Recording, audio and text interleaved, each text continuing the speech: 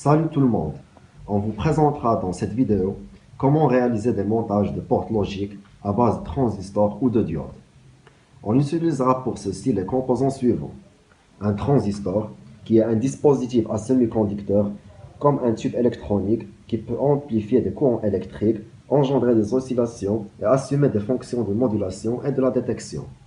Une diode, qui est un composant électronique qui ne laisse passer le courant que dans un sens. C'est le sens passant en direct. Une résistance, qui est un composant électronique ou électrique dont la principale caractéristique est d'opposer une ou plus ou moins une grande résistance à la circulation du courant électrique. Une LED, ce composant présente la particularité d'émettre de la lumière lorsqu'il est alimenté par un courant électrique. La source d'alimentation est un dispositif pouvant fournir ou évacuer de l'énergie électrique. La maquette, c'est le composant électronique sur lequel on réalise les circuits. Le fil conducteur est le fil permettant de conduire l'impulsion électrique.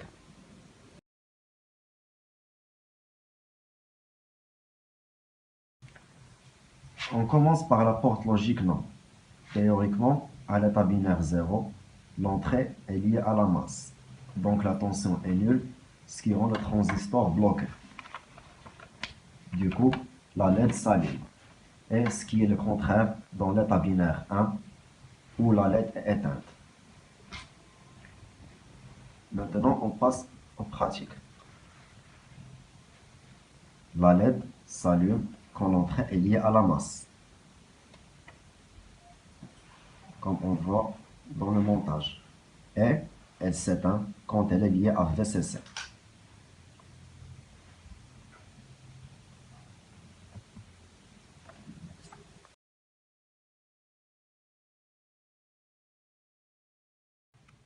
La porte logique AND. Théoriquement, ici dans le schéma, on a deux diodes D1 et D2 et une résistance.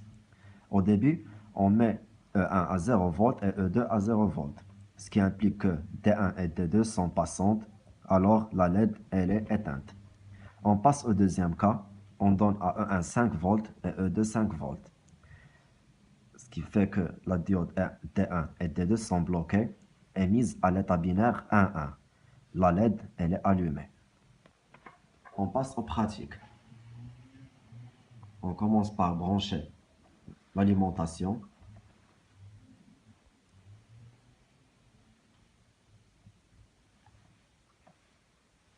Le premier cas est à l'état binaire 0,0. La LED, comme on remarque, elle est éteinte. On passe au deuxième cas, le 0,1. La LED reste éteinte. Et on passe au troisième cas, le 1,0.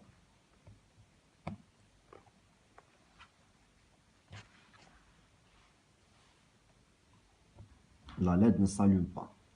On passe au dernier cas, le 1,1. On remarque que la LED elle est allumée avant de brancher la deuxième entrée, parce que la première elle est mise à l'état binaire 1. On branche la deuxième entrée et la LED est allumée dans l'état 1-1.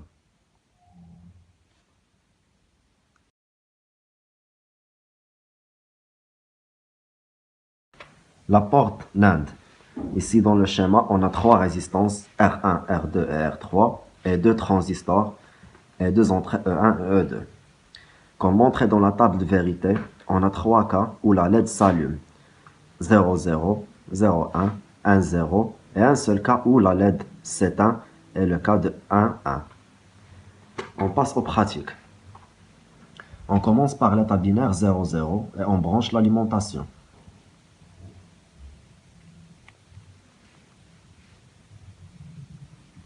La LED, elle s'allume. On passe à l'état binaire 2, 0, 1.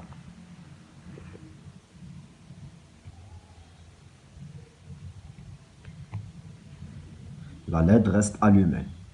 On passe au troisième cas, le 1, 0.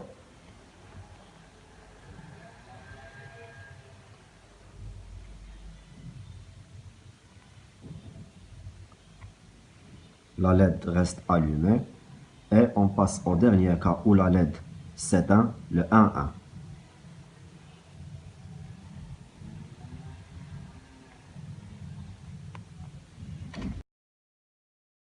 Pour terminer cette vidéo, on tient à remercier notre cher professeur Abdelali Astitou pour son soutien et son aide tout au long de la réalisation de notre TP. Merci et au revoir.